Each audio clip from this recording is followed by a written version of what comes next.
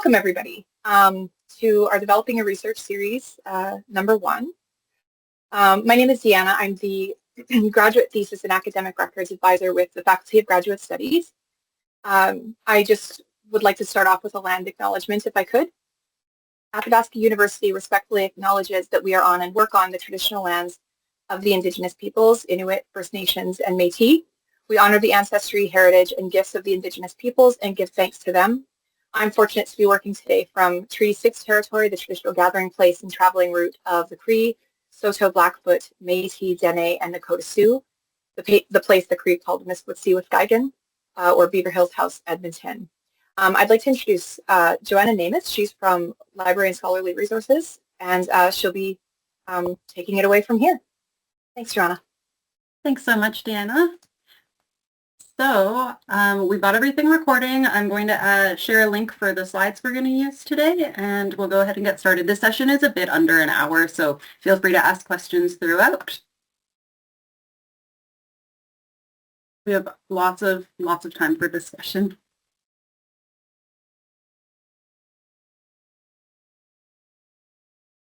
Okay, so you should be able to see my slides there. So welcome to our session, Search Like a Pro. This is the first session in our series, Developing Your Research, which is an FGS series we developed with the FGS, the library, and the Right Site. Feel free to throw questions in the chat, yes. And I'll just introduce myself. So my name is Joanna Namath, and I am the Managing Librarian of Information Services here at Athabasca University. So we do have an on-site library. All of our students are remote and studying all over the place, but we do mail out books and whatnot, so I'm physically on site in Athabasca. I'd love to hear your name, your area of study, or your area of research and your location if you want to share that in the chat, but don't feel like you have to. It's just always useful to kind of like see what departments we're getting students from, how many memorial students we have, that kind of thing at our session today. All right, so by the end of this session, you'll be able to apply the most appropriate search strategy in a variety of search tools, develop effective strategies for a variety of search tools, create a search strategy for your own research question.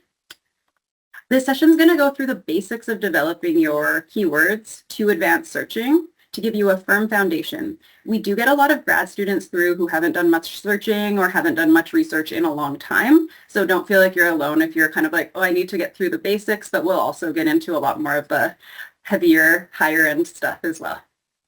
And thank you so much for all the responses. I'm seeing students from all over Canada, it's sounding like, and a variety of different fields. So I will talk a little bit, I'm going to use I think psych info for some of our research, so that'll be useful for some of our nursing, BA, psych students. All right. If you are wanting to just get a basic overview of the library website, where to find stuff, just like the basics, we're not going to go over that today, but I am going to share a link to our orientation to the website. We also have a guide to the research process that includes some orientation webinars. And I'll also share our 3-part orientation to the library series, which includes this session as the 3rd one. This is our recordings from September. Okay, so we're going to start with keyword brainstorming. Then we'll get into Boolean operators and how to connect our search strings together.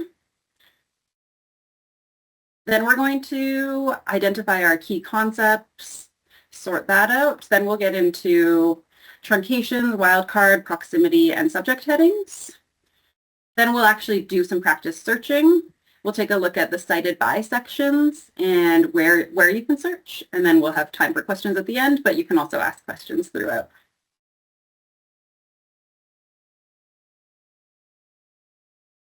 All right, so we're going to be using a live asynchronous course that we developed in the library. So I'm going to share a link to that and you can return to that. There's more activities than we're going to do today. Anyone can return to it at any point, but it does give us a little bit more active room. So that is always nice. All right. So the first thing you want to know about searching is that the search process is iterative. You're not going to just go in and start with one search and be like, sweet, I got my 20 articles, now I'm good to go. It's probably going to take a long time and a lot of trial and error to kind of like come up with the terms, start to understand your concept more. You're going to work on developing your concept as you start to learn more as well.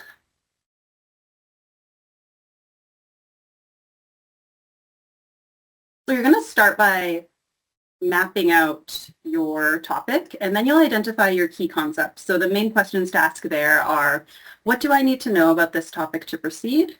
What are the main ideas I want to know more about? Are there population, geographic, time, etc. criteria for my topic? And what are the best or the most appropriate keywords for my concept? So just to get you kind of like getting your brains going, we're going to start by looking at this image.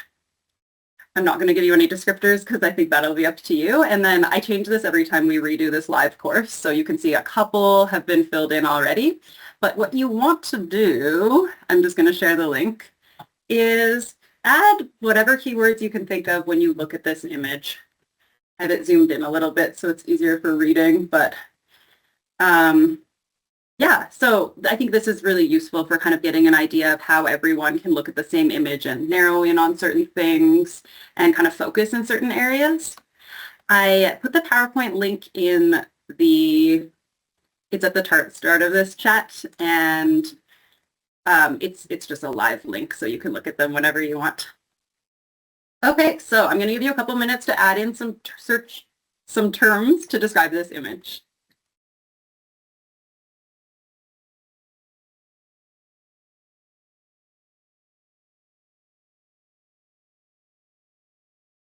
And there's the link to the slides again.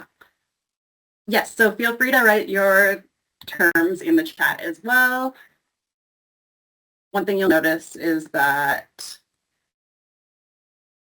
once people start adding in the same terms, they'll get larger. So you can see we now have, just refreshed, we have 4 for camping. We've got 2 for campfire, gathering, bonfire, gather, lake, outdoor gathering, log benches around the campfire. Yes, perfect.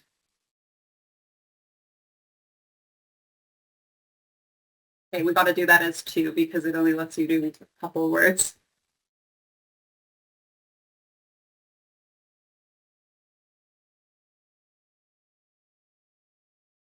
And we'll do campfire again. Okay, I'm trying to add in these ones you guys are adding. Logs, wood.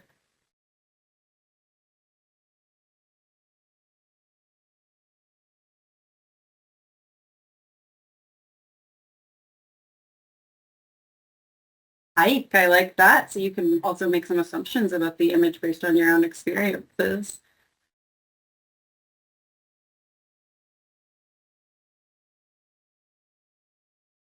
And then we've got family gathering. I like that.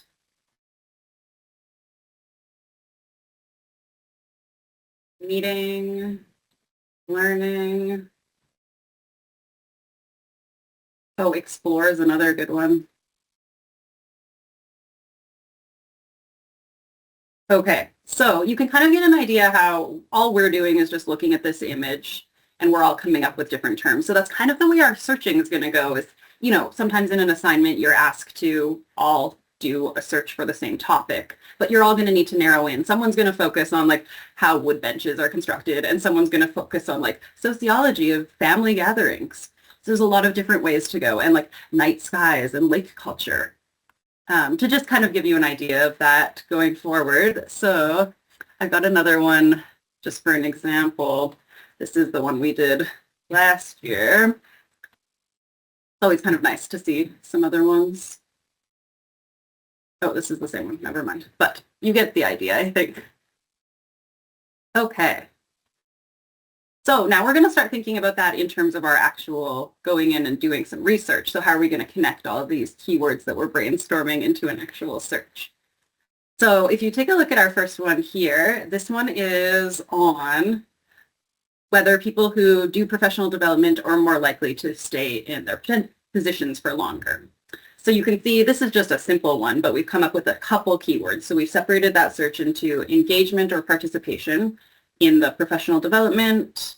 Some synonyms for that would be training, staff development, retention. So now we're going to go in and do another practice one of our search question is going to be, what effect does online learning have on the mental health of youth? So we're going to separate that into our three main keywords, which are going to be online learning, mental health, and youth. So I'm going to share this link with you as well. Once again, you can totally add your keywords to the search box. I'll just grab the link for you here. Okay, so what we're going to do here is just brainstorm some keywords for each of these three words. So all you can do is just go add text box and then say mental health. Another common term, especially I want to say in the early 2000s, was wellness. So you can add that in, and then we'll just put it near the mental health one. So if we were to do another one, we could do, for youth, we might want to do young adult. You can just slide it over to the young adult area. So we're going to use this search as kind of our example throughout our activity as we do some practice searching today. So I'm going to try and just add in terms that you're coming up with. I probably won't get all of them, but I'll try and at least include a bunch, as many as I can.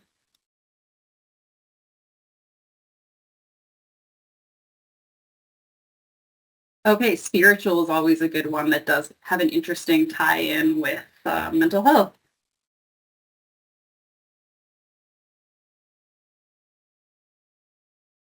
Okay, we've got correspondence and for online learning. Yes, of course, and that's especially like an older term. We don't use that often. So good one. And we've got online learning and distance learning.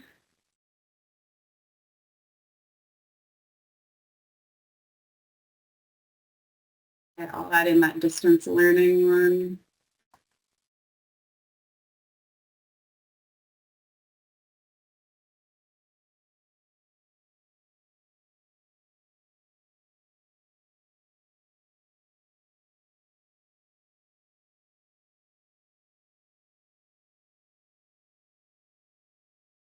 Oh, we've got healing techniques. That's a good one too.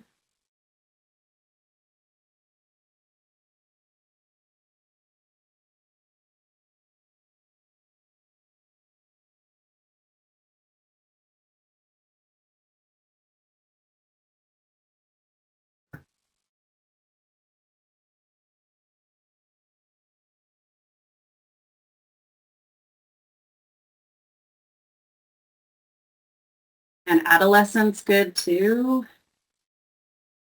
Teen, of course. Self-directed.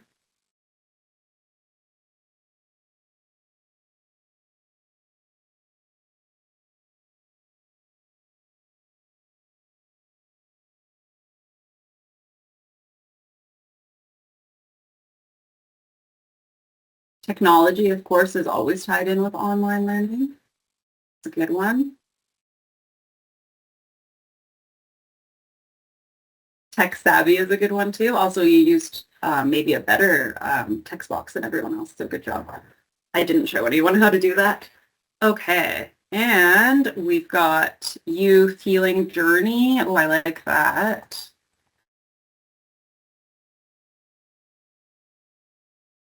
I'll add in healing journey. I'm just going to move some of these. Oh, resilience is a good one. Some of these spare ones out of the way.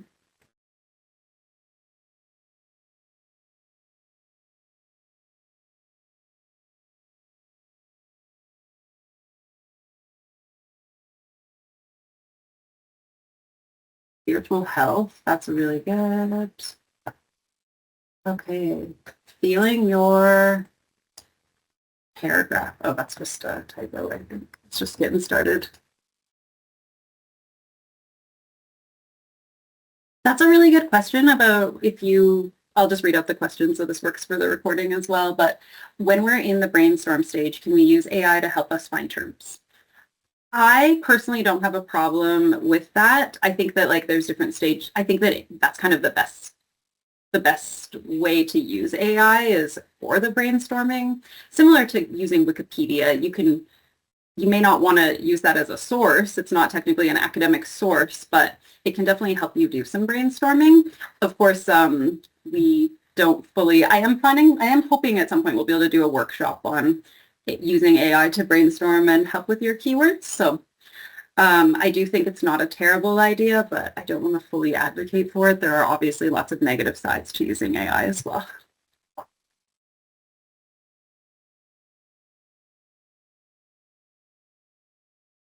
And we've got depression and anxiety. That's another good one.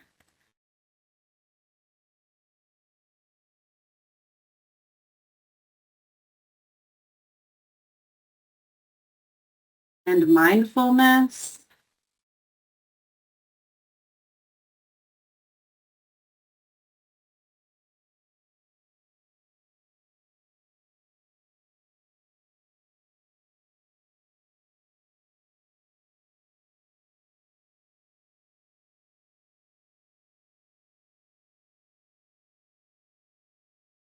Mental awareness, that's a good one too.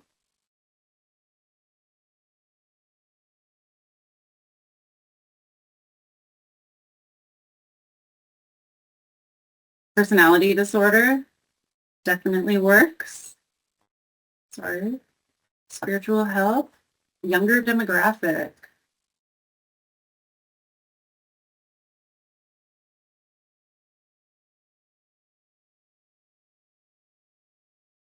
Developing, that's another good one for youth.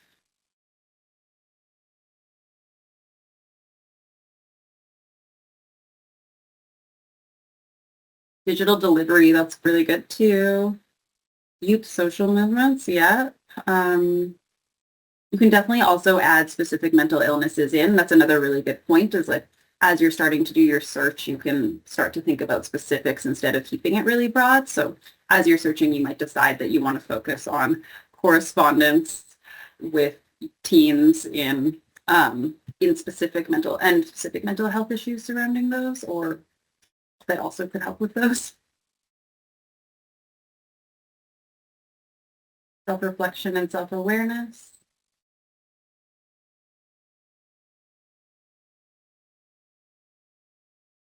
New question about AI. What are the downsides to using it? I feel like I can't make a really good answer to that right now.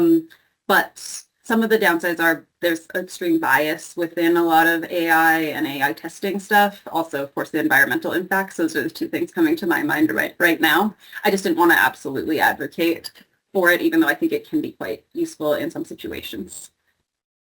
Thank you, Sarah Jean. I knew there was other things I wasn't thinking of. Sarah Jean just said there's things to be aware of, like your course might not specifically allow AI, and that's a big one. You always want to check in because you don't want to get in any kind of academic integrity trouble. Oh, and Sarah Jean's response is coming from the right site. She is the right site coordinator. Okay, so I'm going to continue on with our presentation. So I'll just give you an idea. I did one word cloud for just distance education. So that's over a long period of time, but you can see how many different terms there are that come up. There's just such a broad range of terms for just distance learning. Okay, and we will continue on. So now we're going to think about how we want to connect those terms together. Okay, so this is the same question we've been working on. So this is the question of mental health of youth involved in e-learning. And you can see this is way simpler than the one we're going to do, but to give you an idea, we've got some synonyms for youth. So we've got adolescent, that's where we could put teen, young adult, those types of terms in, with the or is connecting those. Then we have our online learning segment where we've got online learning or e-learning or distance learning. And then we have mental health. And this is where we'd want to have or wellness or some of the other ones we were coming up with. So that's kind of how that can look as an actual search. So you can get an example down here. We're going to go over ours as an actual search as well, but just to give you a little bit of an idea. And we'll get a little bit more into explaining the ands and ors in just a minute. Okay, so this is kind of how the process usually goes. So this is where that AI question is quite relevant. So you want to start with your idea. So for example, I get a lot of students that contact me about really broad topics. Like they're like, hey, I need to write an article on Rome.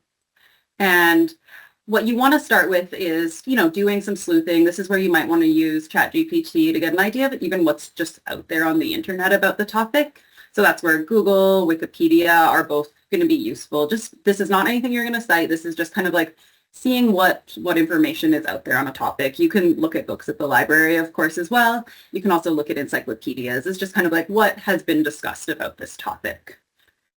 And that's going to help you kind of decide on a topic and direction for your focus area. So if we're still thinking about ancient Rome, whether you're an undergrad or grad student, you're probably not going to write like the whole rise and fall of the Roman Empire. Even that is like, that's a really focused on like the politics. So it's not actually writing everything. So if we are to look at that, we're probably going to need to focus in on a time period and also a topic within that. So you might want to look at, say, women in the Hellenistic period or the rise of Christianity in a particular time period. And all libraries are going to have subject guides that are going to give you different databases that will also help you take a look at specific subject terms for those topics. So once your course is set and you kind of have an idea of a more specific topic, you can then go into the library and use some of the terms that you found in your first step to start doing some searching. And this is where the process gets quite iterative because you're going to review the results, see if they're relevant, and then you're going to modify the search, see if there's any new keywords you can pull in, and then you're going to redo the search. So it's a lot of adding in words, trying out another search, saving your results along the way, saving your relevant articles. And that's where our Keeping Organized webinar that is in a couple weeks and also our citation management webinar will be really useful. And if you don't find relevant material, but you think your terms are good, you can try a different search tool. That's where the search guides can come in be really helpful. Like maybe you're looking for information about depression and you're not finding anything on a interdisciplinary database, but you start to look into, you go into PsycInfo, the psych-specific database, and you start getting the results you need. And keep searching. And if you're stuck, you can always contact the library. We're here to help you. We can help you come up with keywords. We can help you develop some searches. So now let's get into how we connect our search strings together.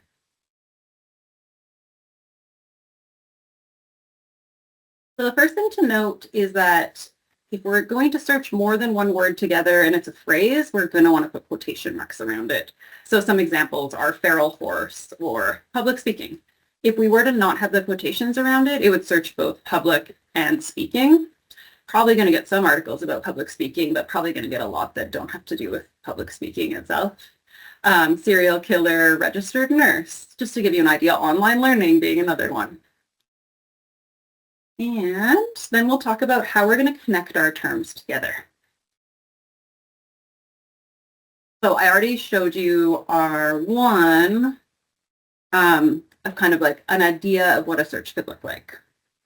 But if we start with our ORs will broaden our search. So this is what we're going to use between our synonymous keywords. So if we go back to our search,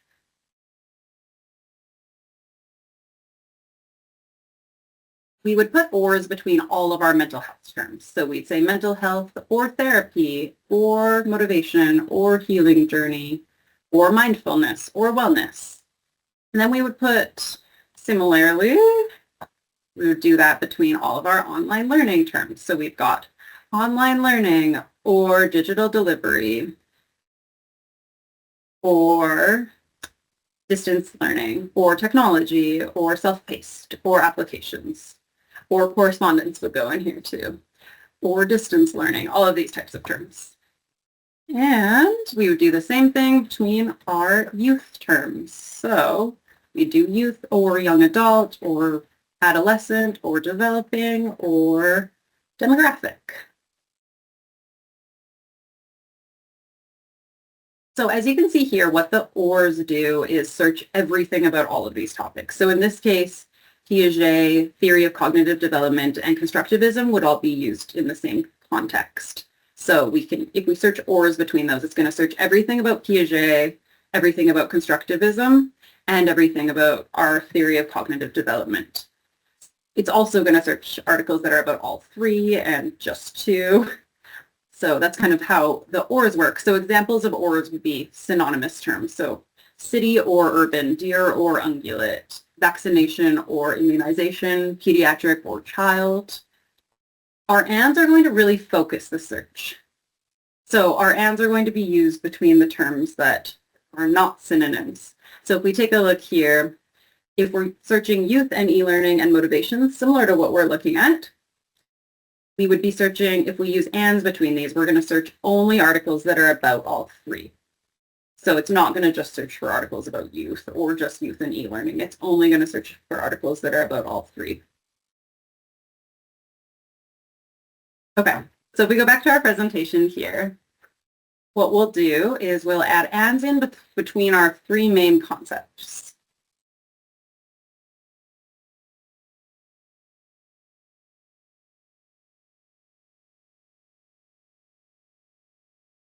Okay, so we would search online and mental health and youth. So the ands are going to connect all of our terms together and really focus in on our search.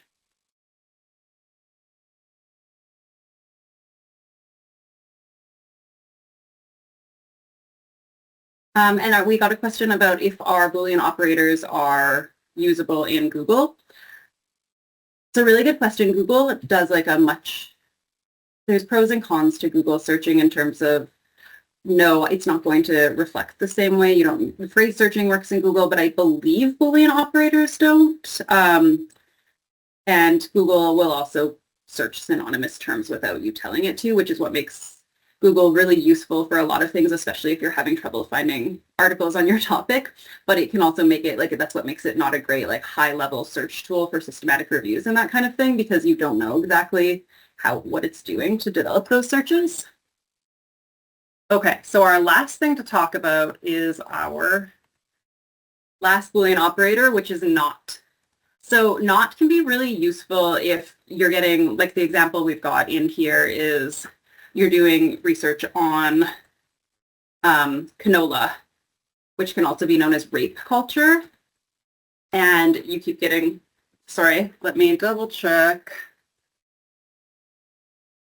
This is what it is. You're doing research for gender studies on rape culture, and you keep getting articles that are about canola. You could say not rapeseed or not canola. To get rid of that, the other example I like to use is the PEPA framework, which is a health nursing framework.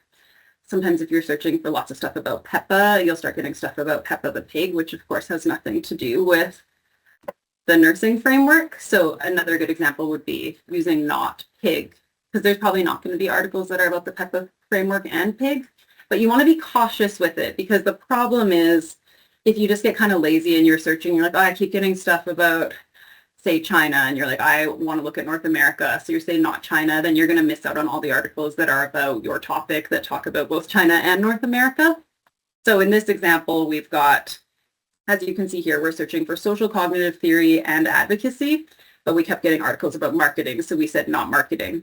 The problem is this little section here that you're going to miss out on that are about social cognitive theory and advocacy, but do talk about marketing. So it is good to be aware of, but you do want to be cautious in using your nots. Okay, so let's see if you guys are starting to understand that. So we're going to do a little test here. And this is just to write in the chat box. So this is a matching activity. So I'm just going to say the keyword, the two words, and you're going to say if we're going to use or and between these two. So homeless, housing insecure. Would you use or and to connect those two together?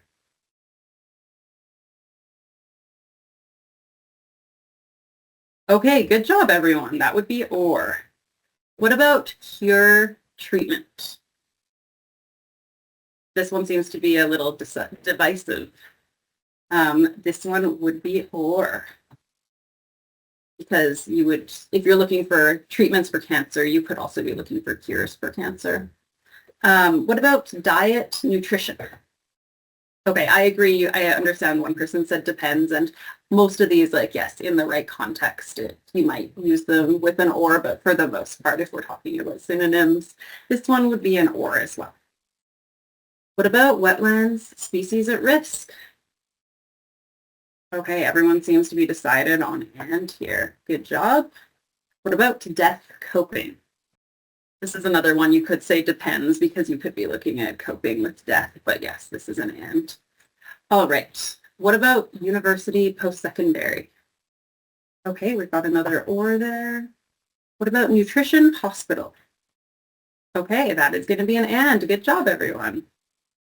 What about dog canine? I feel like this one isn't a depends. Unless you were comparing the Latin variations or something. Pet therapy. And yes, that is an and. Good job, everyone.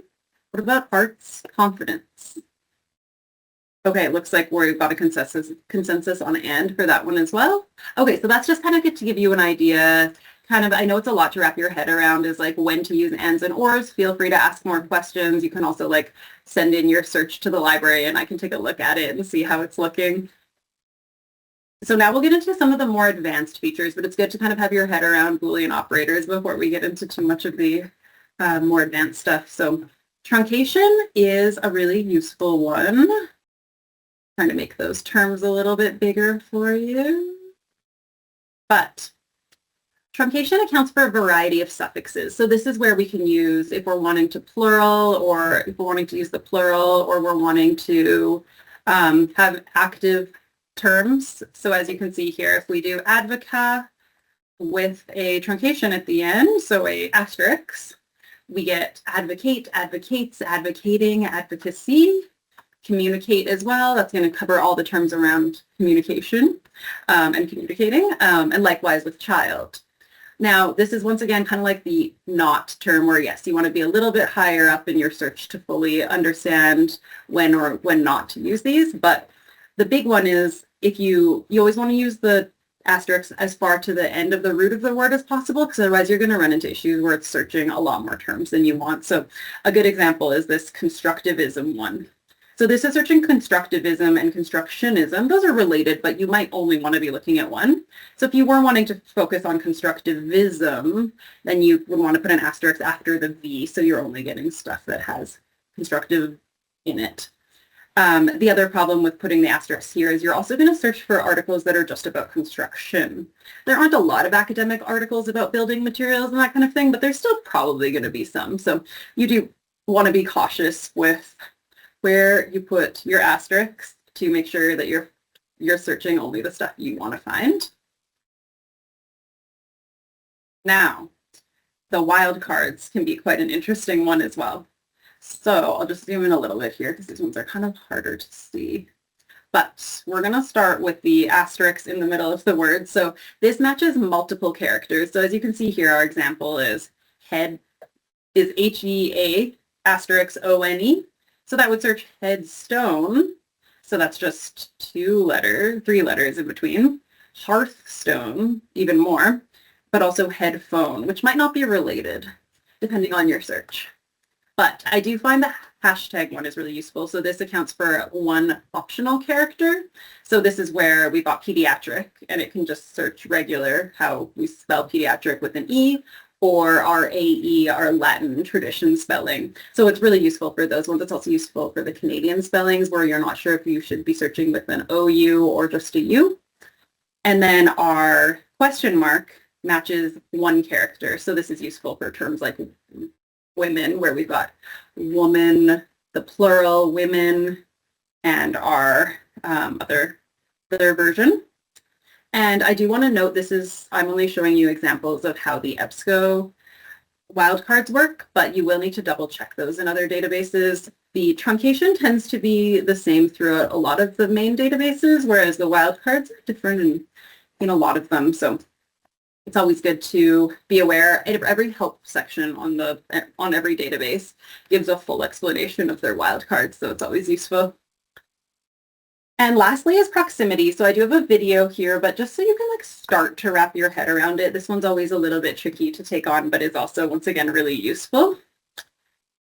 What proximity does is it searches terms that are close together. So if we're looking for terms that aren't necessarily a phrase, so in this case, incarcerated youth is a term that we can use. We can use our phrase searching for that. But we may also want to find articles that are about like, they might not use the term incarcerated youth, but they might say teens who have been incarcerated or something like that. So if we're saying who have been, that's 3 terms between incarcerate and teen. The other nice thing about this is that you can search for multiple terms on both sides. So we could say jail or prison or incarcerated or court cases or in the system. N5, and then all of our terms about young adults. So it's always nice to be able to start wrapping your head around using our proximity searching. And there's some examples here, so you can test yourself out here.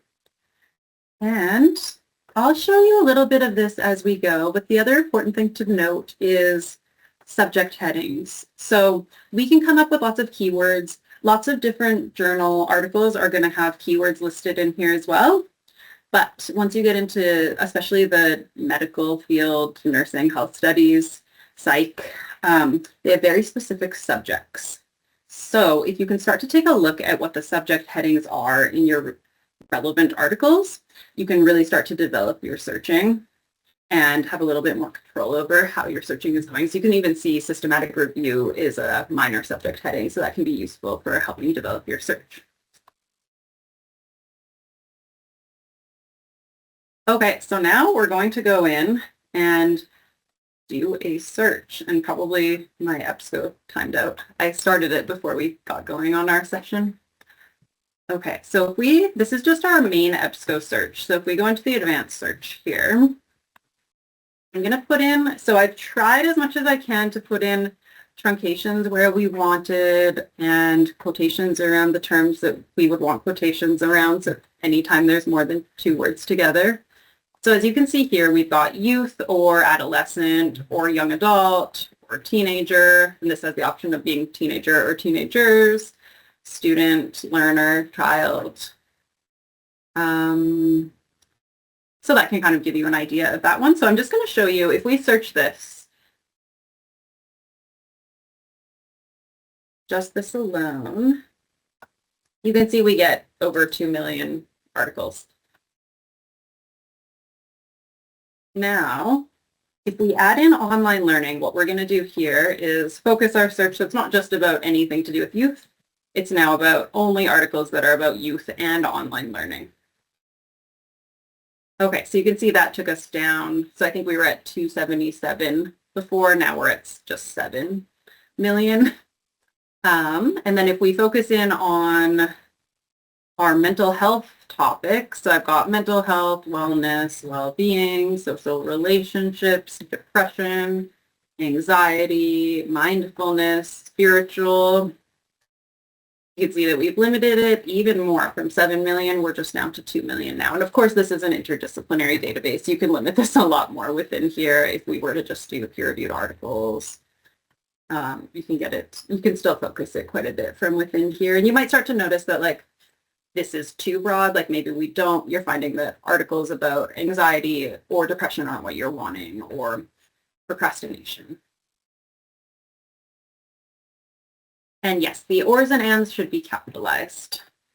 In the interdisciplinary databases, you can use non-capitalized, but it's a good habit to get into because you do need it in some of the databases.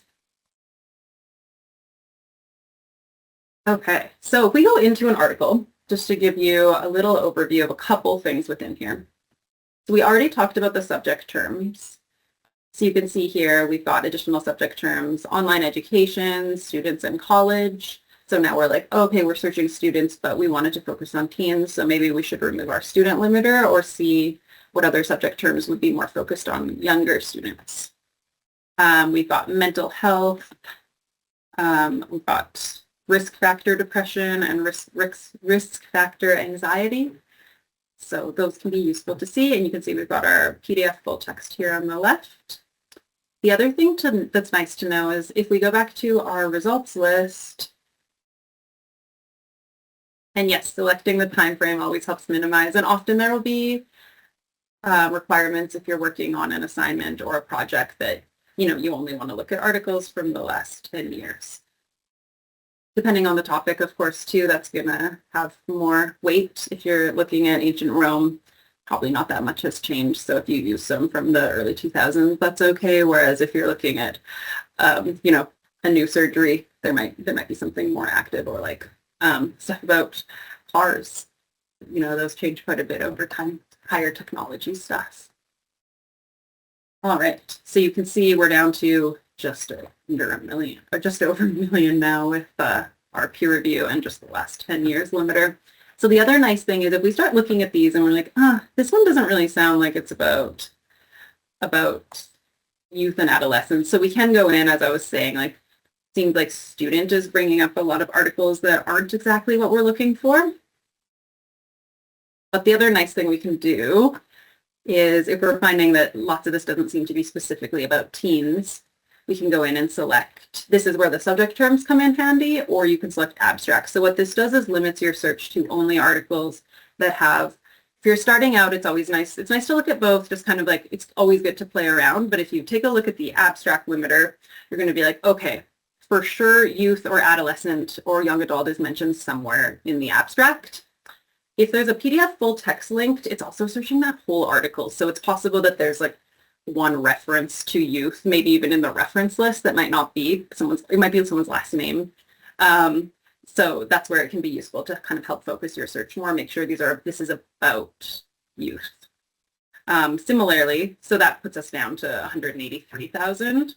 Similarly, if we look at subject terms, or to limit to that, you can see it also drops it down to 97,000. So it's going to be even more focused because those are going to only be the articles that have that as the subject term. So you want to be cautious, but it's also good to try those things out. Okay, so back to our course.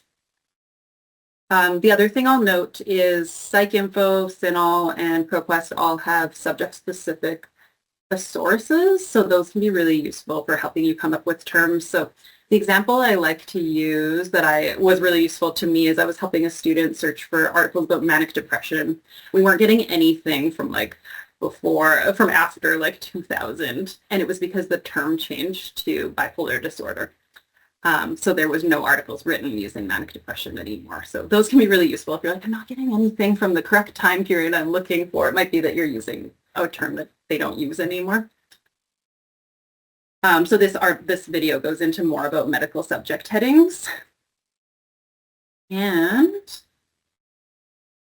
the next thing I've kind of mentioned throughout, but as you're working on your searching, often students just want to develop a search string and get their correct number of articles, but that it doesn't always work perfectly. So as we're saying, this is where snowballing and pearl growing can come in really handy. So that's where take a look at the reference list and see who's cited in the article. There might be other articles that are relevant. There are probably definitely articles or book chapters.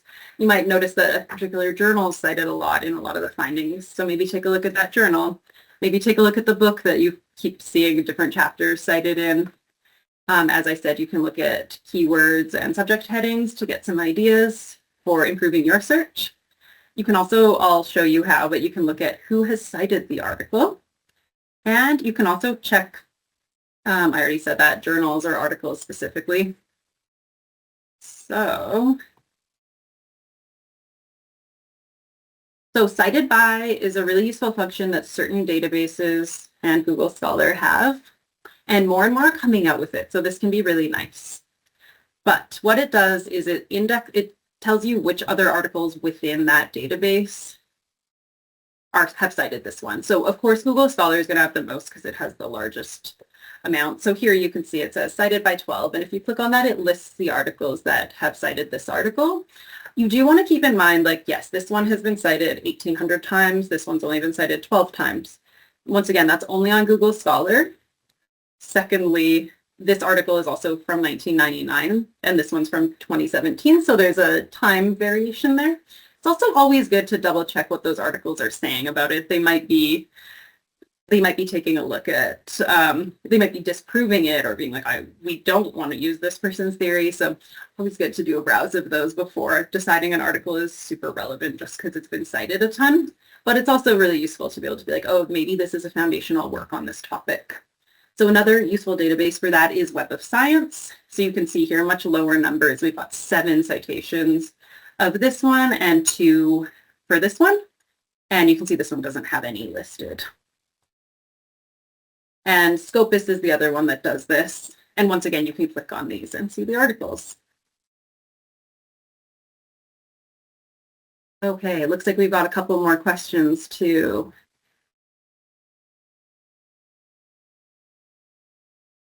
Have you searched those within a specific database in the library? Can you give me some more specifications about your question? I don't know what those refers to because I think I looked at it a little bit late. Okay, so lastly, the next thing to think about is like as you're starting to work on your research, what sources are you going to need? So you can see in here, I'll share the link for you, but you can add in any you'll need. And you can see in here, like, we're not getting super creative, and there are lots of other things like policy documents isn't listed at all.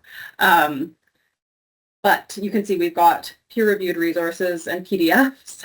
We've also got historical letters, theses, strategic planning, more peer-reviewed sources, primary research, gray literature. So if you scroll down here, I've tried to do a decent job of giving an outline of how you can go about finding these things, and some things are easier to find than others. We did just develop a primary source mini course, so that one can be really useful for going into more information about both primary research if you're like needing empirical studies for your nursing course or your psych course, or if you're needing historical documents for a different course, you need to go to the archives, things like that. Similarly, we've run into some more stuff about different places you can get stats and data, community voices. Sometimes you just need works by professionals. So those can all be really useful. Of course, peer-reviewed articles is the biggest one. So we do have a full peer review guide that really goes over more about peer review, and it also goes over how to limit and how to check if an article is peer reviewed if you just have a citation and you want to see.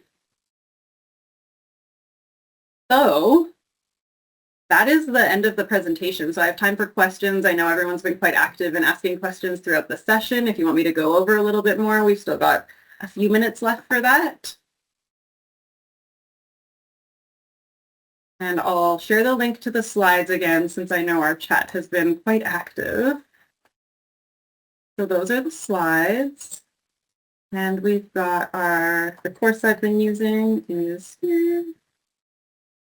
Thanks so much for coming. It was really good turnout today. It's always nice to see. And yes, I'm here to answer questions if you got them. Okay, you mentioned earlier that you can narrow down the databases. You mentioned PsycInfo. Okay, so I can show you a couple ways. I'm only able to show you from AU library. So if you're from outside of AU, you won't be able to use our specific databases, but all the other universities will have these as well. So there's a couple of things. To find all of our databases, you can just go here to find databases.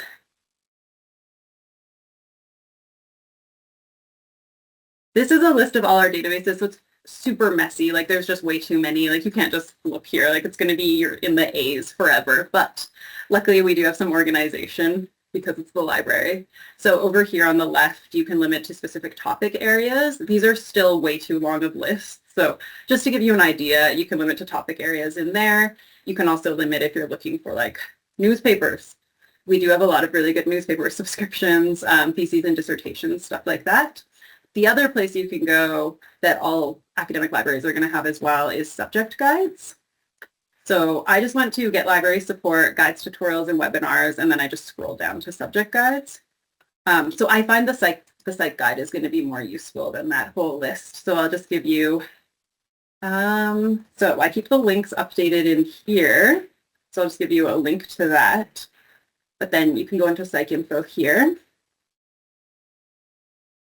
You'll have to log in, which is what I was saying. Thank you for all the thank yous, everyone. being difficult, of course. Whenever you're doing a live search, things don't work. But good pro tip is usually if you click on the link again, it does work. Okay, so what I think I was talking about, if we're getting to what you were mentioning, is our APA thesaurus up here. So I was talking about manic depression. You don't need to search in cap locks. That was just a default. So you can see here it says use bipolar disorder.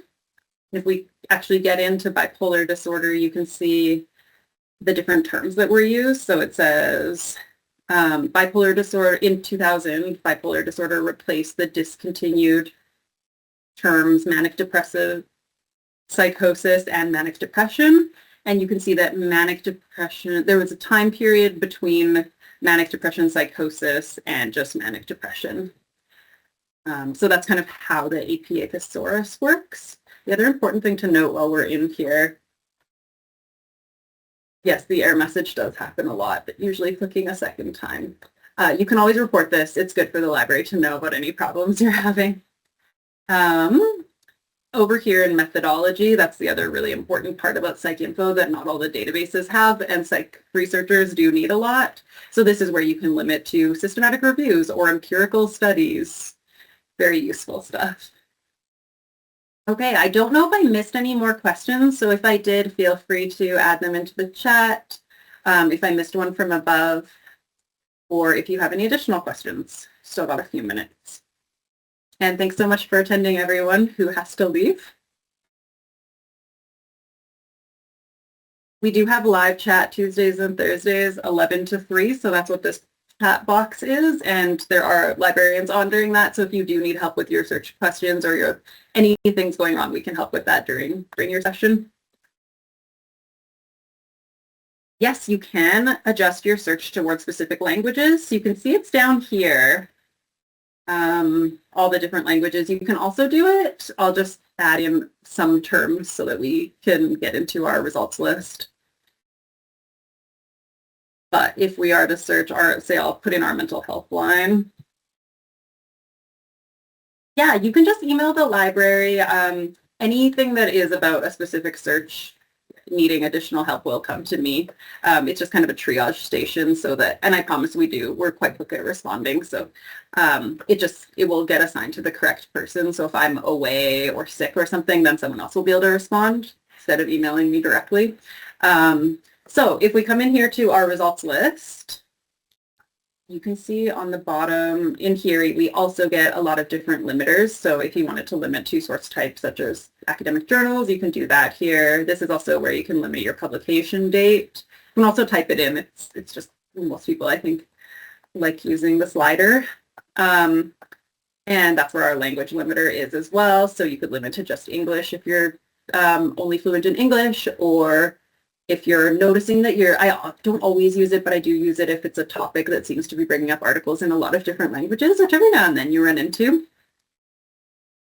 You can also do the methodology limiter here as well. I find it a little easier on the advanced search, but you can do a lot of the same limiters in here. And the nice thing is if we go in and say select empirical study here, now we've technically run 2 searches. So if you go up here to search history,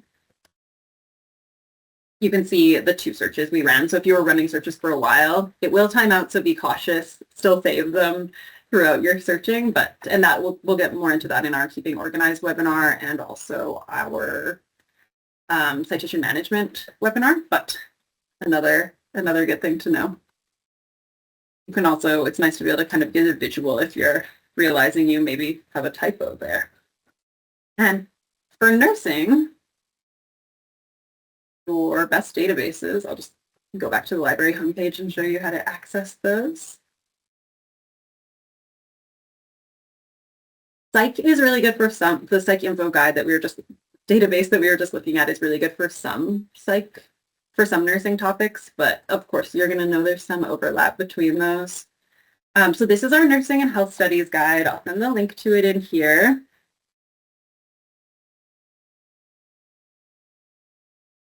And if we go over here to databases, usually it's what is the best is kind of contextual with nursing, but I usually find, especially what we've just been working on, starting in CINAHL, that's an EBSCO database, so it's going to run really similar to the PsycInfo one, is really good, and ProQuest nursing. So CINAHL and ProQuest nursing are kind of nice ones to start in, but once you get into higher level searching, you're going to want to use Medline/PubMed.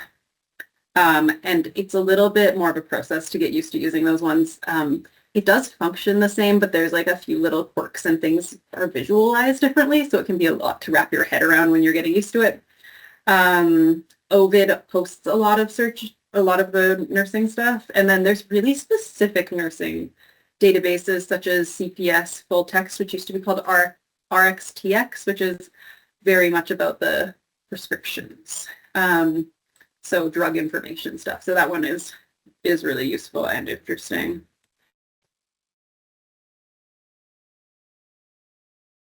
And it looks like we're at time. So it looks like no one else is typing in. So thank you so much for all the questions, everyone.